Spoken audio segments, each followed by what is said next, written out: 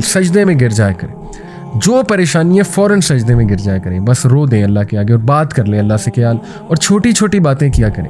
हम अपनी छोटी छोटी फ्रस्ट्रेशंस लोगों को बता रहे होते हैं, ठीक है बता सकते हैं अपने सिंसियर दोस्तों को, लेकिन अल्लाह को बताएं, अल्लाह ने हल करनी है ना। जैसे आप कहते हैं कि मेरी ज़िंदगी ख़त्म हो गई, तो इसका काउंटर ये है कि नहीं अल्लाह संभाल लेगा, ठीक है। आप कहें कि फ्यूचर में कोई बहुत कुछ बुरा होने वाला है, तो इसका काउंटर ये है कि नहीं, मैं दुआ करता हूँ या करती हूँ कि अल्लाह ताला मेरा जो मुस्तकबिल है वो अच्छा हो जाए। तो आप किसी भी तकलीफ़ से गुजर रहे हैं तो इंशाअल्लाह अल्लाह ताला आपके गुनाह माफ़ कर, और ये विन विन सिचुएशन है आपके लिए। तो उससे क्या होगा, सब्र की मज़ीद मोटिवेशन आएगी, अच्छा गुमान रखना, अच्छे पॉजिटिव थाट्स इख्तियार करना, एंड लेट्स स्टार्ट विद अल्लाह। अल्लाह के बारे में पॉजिटिव सोचना, अल्लाह सुब्हान ताला के बारे में कहना कि अल्लाह मुझसे प्यार करते हैं और मैं अल्लाह से प्यार करता हूँ। सेल्फ रेगुलेशन जो है ये एक विल पावर है।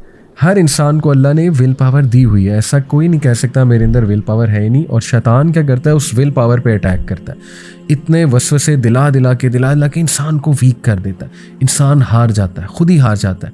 तो थोड़ा सा ना अपने आप को सेल्फ रेगुलेट करना चाहिए, अपने आप को थपकी दे के उठाना चाहिए।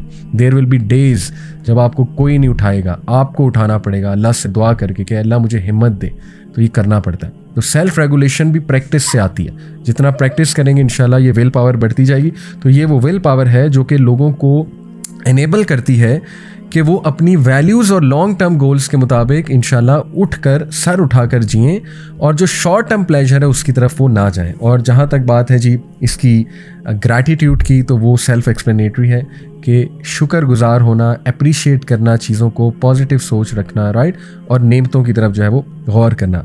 सब्र को भी थोड़ा सा हम एक्सप्लेन कर लेते हैं, क्योंकि मैंने आपको इमाम अल क़य्यम का एक कोट बताया था कि माजी को आप कैसे हल कर सकते हैं, उसमें सब्र का बहुत बड़ा रोल है। तो सब्र जो है इमाम अल क़य्यम के मुताबिक उसके 3 कॉनोटेशंस हैं, यानी कि 3 एलिमेंट्स हैं सब्र के। Number 1 restraining. रिस्ट्रेनिंग का मतलब है रुक जाना, यानी कोई चीज़ करते हुए रुक जाना, कोई बहुत बुरा ख्याल आ रहा है रुक जाना, ये सब्र होगा। कोई बहुत ही ख़तरनाक हरकत करने का दिल कर रहा है रुक जाना, या कुछ बहुत ही बुरा बोलने का दिल कर रहा है रुक जाना, अपने आप को रिस्ट्रेन कर लेना, या कोई बहुत बुरे ख्यालात आ रहे हैं तो रिस्ट्रेन करना, औज़ बिल्लाह पढ़ के सब्र करना। स्ट्रेंथ, सब्र में सिर्फ रुक जाना नहीं है बल्कि स्ट्रेंथ भी है, ताकत, राइट, कुव्वत। तो जहनी कुव्वत ये भी सब्र का एक पार्ट है। और इंसान के अंदर अल्लाह सुब्हानहू व तआला ने देखें हमारे अंदर जो क्वालिटीज़ रखी हैं पूरे सिस्टम में, अगर एक बंदा नॉर्मल है, नॉर्मल फंक्शन कर रहा है, तो अल्लाह ने उसके अंदर स्ट्रेंथ रखी है। तो उस स्ट्रेंथ को बाहर निकालना इंशाल्लाह, और सीखना डिफ़िकल्ट सिचुएशन में सब्र करना ये। और तीसरा है जी बिल्डिंग। बिल्डिंग से मुराद है कि उस सिचुएशन में अपने आप को बिल्ड करना और उसमें सीखना कि मैंने डील कैसे करना है सिचुएशन से, ये सारा बिल्डिंग का प्रोसेस है। तो ये सब्र की डेफिनेशन बहुत खूबसूरत इमाम अल क़य्यम ने बयान की। अब हम जी क्विकली सॉल्यूशंस की तरफ आ जाते हैं। कुछ तो बहुत ही छोटे छोटे सॉल्यूशंस हैं, क्विकली मैं आपके सामने रखता हूँ इंशाल्लाह, और इसमें दुआओं का भी जो है वो बहुत बड़ा रोल है, उन दुआओं को भी हम देखते हैं। तो क्विक सॉल्यूशंस, डू तस्बीह, ये मैं आपको स्कॉलर्स के सॉल्यूशंस बता रहा हूँ। अपनी उंगलियों पे तस्बीह, या वो जो डिजिटल तस्बीह है, ठीक है ना, क्योंकि आजकल लोगों को मोबाइल एडिक्शन हुई ना, उंगलियां उनकी ज़ाहिर है बेचैन हो रही होती हैं, तो ये बड़ी अच्छा सलूशन है कि तस्बीह करें, ठीक है, अपनी उंगलियों को बिजी रखें, और तस्बीह माइंडफुलनेस के साथ करेंगे तो बहुत फ़ायदा होगा। Talk to Allah about your frustrations, very simple, Allah सुब्हानहू व तआला से दुआ कर, सजदे में गिर जाया करें, जो परेशानी है फ़ौरन सजदे में गिर जाया करें, बस रो दें अल्लाह के आगे और बात कर लें अल्लाह से ख्याल, और छोटी छोटी बातें किया करें। हम अपनी छोटी छोटी फ्रस्ट्रेशंस लोगों को बता रहे होते हैं, ठीक है बता सकते हैं अपने सिंसियर दोस्तों को, लेकिन अल्लाह को बताएं, अल्लाह ने हल करनी है ना। हम सोशल मीडिया पे डाल रहे होते हैं, जैसे मैंने एक स्टेटस पढ़ा ना कि you can tell Allah about your problems and find solution, और you can tell problems to people on social media and find attention. अगर तो अटेंशन चाहिए तो ठीक है डालते रहें, लेकिन सोल्यूशन चाहिए तो Allah. Read the Quran, yes, but यहाँ पे मैं एक डिस्क्लेमर दे दूँ, अक्सर औकात एंग्जाइटी इस लेवल की होती है, और याद रखें एंग्जाइटी में थेरेपिस्ट को चाहिए कि क्लाइंट के टास्क कम से कम रखें। होता यह है कि अगर कोई बहुत ही स्फीयर, या मैं कह रहा हूँ sphere anxiety patient, normal anxiety नहीं, कोई स्फीयर एंग्जाइटी पेशेंट किसी के पास आया है, किसी सपोज कर लें रिलीजियस बंदे के पास, और वो आगे से उन्हें कहे कि आपने दिन में 1,00,000 बार अल्लाह का ये नाम पढ़ना है, तो आपने उसे मज़ीद एंग्जाइटी में डाल दिया। ये सोचने वाली बात है, आपने उन्हें एक बहुत ही हेक्टिक टास्क दे दिया है और वो तो पहले ही टास्क को लेके उन्हें एंग्जाइटी होती है। तो लोगों के लिए आसानी पैदा करो। अल्लाह के नबी सल्लल्लाहु अलैहि वसल्लम ने क्या कहा था, अलिमन मुआज़ बिन जबल को इंस्ट्रक्शन दी थी कि लोगों को बशारतें दो, लोगों के लिए आसानी पैदा करो, लोगों के लिए मुश्किलें पैदा ना करो।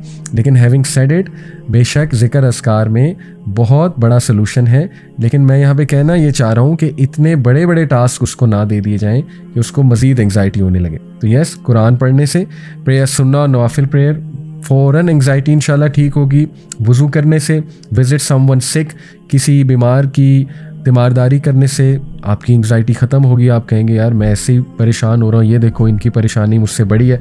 प्रैक्टिस डीप ब्रीथिंग करना, और ये आपको इजीली यूट्यूब पे डीप ब्रीथिंग एक्सरसाइजेस मिल जाएंगी। बस वो उसमें कोई ऐसा एलिमेंट ना हो, बुद्धिस्ट एलिमेंट, कि एक ख़ास डायरेक्शन में सूरज को फेस करते हुए, इस तरह की चीज़ें ना हो, क्योंकि वो ख़तरनाक चीज़ें, वो इंसान को पेगनिस्टिक बिलीफ होते हैं उसके पीछे। तो ये बस ख्याल कीजिएगा।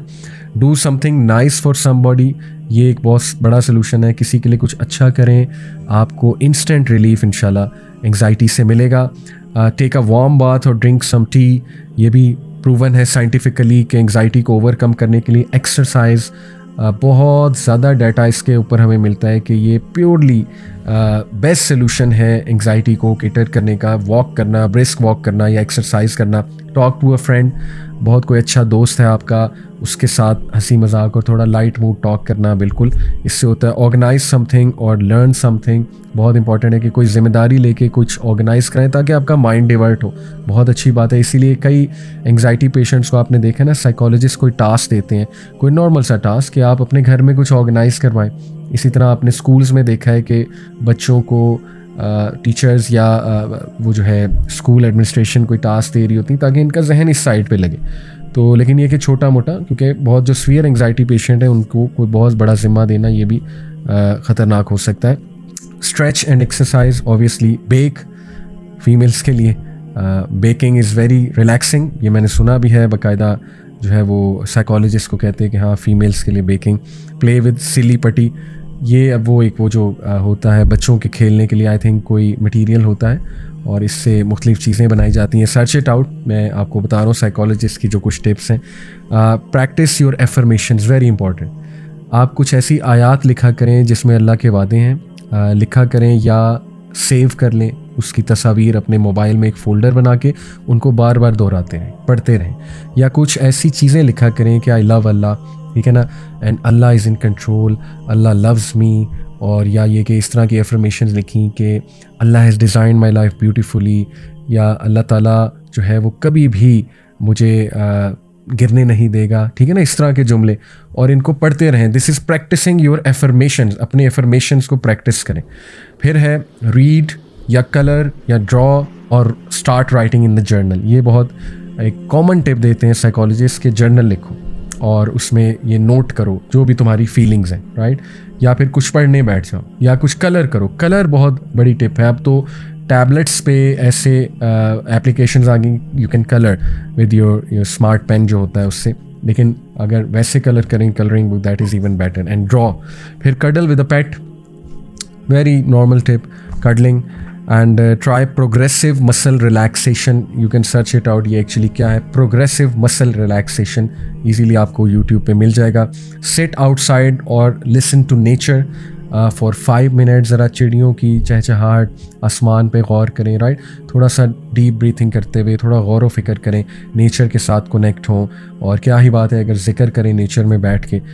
टेक अ 15 मिनट नैप, थोड़ा सा नैप ले लें, 15 मिनट का शॉर्ट नैप। और make a list of your blessings. तो ये तो है बहुत क्विक टिप्स, मैंने आपको तकरीबन 20 टिप्स जो है वो दी हैं।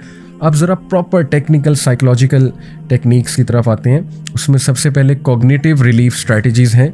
कॉग्निटिव रिलीफ स्ट्रैटेजीज़ में कॉग्निटिव रीस्ट्रक्चरिंग है सबसे पहले, या रीफ्रेमिंग। कॉग्निटिव रीस्ट्रक्चरिंग ये है कि आप नेगेटिव ख्यालात और नेगेटिव बातों को सामने रखें और उनके पॉजिटिव जवाब खुद देने लग जाएं, और वो पॉजिटिव बातें इवन लिखें भी कि नहीं ऐसा नहीं होगा, ऐसा होगा। जैसे आप कहते हैं कि मेरी ज़िंदगी ख़त्म हो गई, तो इसका काउंटर ये है कि नहीं, अल्लाह संभाल लेगा, ठीक है। आप कहें कि फ्यूचर में कोई बहुत कुछ बुरा होने वाला है, तो इसका काउंटर ये है कि नहीं, मैं दुआ करता हूँ या करती हूँ कि अल्लाह ताला मेरा जो मुस्तकबिल है वो अच्छा हो जाए। फिर इसी तरह आप सपोज़ कहते हैं जी कि मेरी जॉब नहीं लगेगी, तो इसका पॉजिटिव है कि नहीं अल्लाह ताला मेरी ज़रूर मदद करेगा, अल्लाह राज़िक है। तो ये कॉग्निटिव रीस्ट्रक्चरिंग हो रही है आपकी, समझ रहे हैं? तो इससे इंशाल्लाह स्ट्रेस जो है वो कम होगा और एंग्जाइटी कम होगी। इसके बाद एक्सपोजर थेरेपी, जिसको सिस्टमैटिक डिसेंसिटाइजेशन भी कहते हैं, कि आप उस सिचुएशन को फेस कर लें जो आपको डरा रही है। शुरू में हाँ बहुत ज़्यादा आपको मेहनत करनी पड़ेगी, लेकिन आहिस्ता आहिस्ता एक्सपोज हो के एक टाइम आएगा कि आपको वो डर लगेगा ही नहीं, ठीक है? इसको सिस्टमैटिक डिसेंसिटाइजेशन भी कहते हैं। जर्नलिंग एंड थॉट रिकॉर्ड्स, अपने थॉट्स को रिकॉर्ड करना, जर्नल करना, ये कॉग्निटिव रिलीफ स्ट्रैटेजीज में आता है। गाइडेड डिस्कवरी, गाइडेड डिस्कवरी क्या है? गाइडेड डिस्कवरी है कि बाकायदा उस चीज़ में मीनिंग फाइंड करना और ये डिस्कवर करना और अपने आप को खुद गाइड करना कि ये चीज़ इमोशनल इंटेलिजेंस के साथ अगर मैं सोचूं तो इसकी वजह ये है, यानी वजह ढूंढने की कोशिश करना और अपने आप को गाइड करना। और इसीलिए देखें ना, जैसे हदीस है, अल्लाह के नबी सल्लल्लाहु अलैहि वसल्लम ने फरमाया कि मोमिन को कांटा भी नहीं चुभता, लेकिन उसके बदले उसके कुछ गुनाह माफ़ होते। तो रेस्ट एश्योर्ड, आप किसी भी तकलीफ से गुजर रहे हैं तो इंशाल्लाह अल्लाह ताला आपके गुनाह माफ़ कर, और ये विन विन सिचुएशन है आपके लिए। तो उससे क्या होगा, सब्र की मज़ीद मोटिवेशन आएगी। फिर रिलैक्सेशन, स्ट्रेस रिडक्शन टेक्निक्स हैं जिनमें डीप ब्रीथिंग है, मसल रिलैक्सेशन और इमेजरी है। इमेजरी एक पावरफुल टेक्निक है, कॉग्निटिव रिलीफ स्ट्रेटजी। उसमें ये होता है कि you imagine something beautiful, and what more beautiful than Jannah? While sleeping you can imagine Jannah, right? While sleeping you can imagine something beautiful as long as it's halal. ये बहुत important है। तो imagery, अपने आप को successful imagine करना, ठीक है? अपने आप को एक सिचुएशन में अच्छा इमेजिन करना या अपने फ्यूचर को बहुत अच्छा इमेजिन करना, तो ये भी साइकोलॉजिस्ट कहते हैं अच्छी टेक्निक है। उसके बाद फिज़िकल रिलीफ स्ट्रैटेजीज़ हैं, उसमें एक्सरसाइज है, स्माइलिंग एंड लाफिंग है।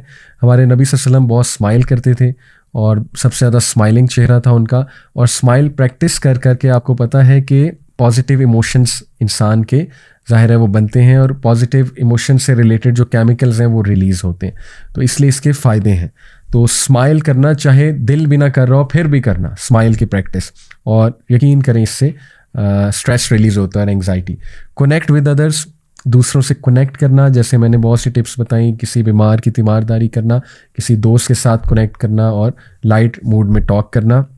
गेट इनफ स्लीप, नींद लेना ज़्यादा, और मेडिटेशन करना। ये है physical relief strategies. And what better meditation than नमाज। सुभान अल्लाह, नमाज को अगर आप समझ लेना कि सुभान अल्लाह, नमाज कितना बड़ा गिफ्ट है अल्लाह की तरफ से, तो ये मोर देन इनफ है इंशाल्लाह। तो नमाज के बारे में इंशाल्लाह भी मज़ीद मैं आगे जाके बात करूँगा। फिर नंबर 3 है sensory relief strategies. Sensory relief strategies में ये फॉलोइंग है। नंबर 1 मसाजिंग, यानी ऐसी स्ट्रैटेजीज़ जो कि सेंस, जिनका ताल्लुक टच के साथ है, सेंसेस के साथ है आपकी।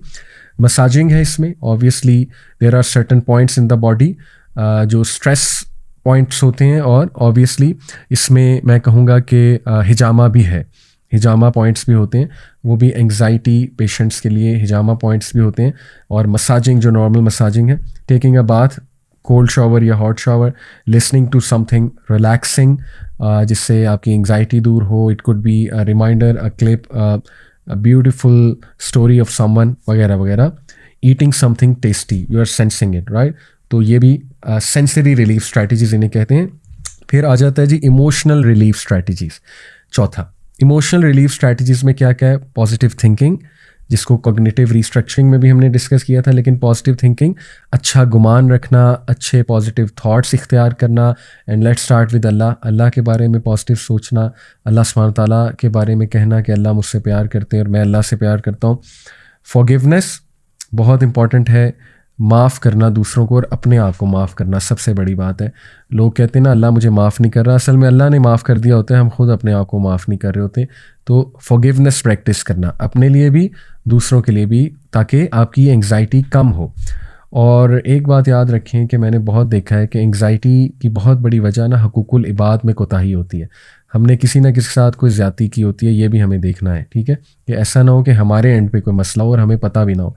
यानी मिसाल तौर पे हम किसी के साथ बहुत ज़्यादा बदतमीज़ी से बात करते हो, या हम किसी के जो है ना वो राइट्स स्नब कर रहे हैं, या किसी के आप कह लीजिए जो है ना हमने वो राइट्स को ज़िमन किया हुआ है, या ये कि किसी के साथ ज़्यादती करने में लगे हुए और हमें पता भी नहीं है, तो ये हमने अपने एंड पे ज़रूर देखना है, खुद अपने आप को भी माफ़ करना है, दूसरों को भी।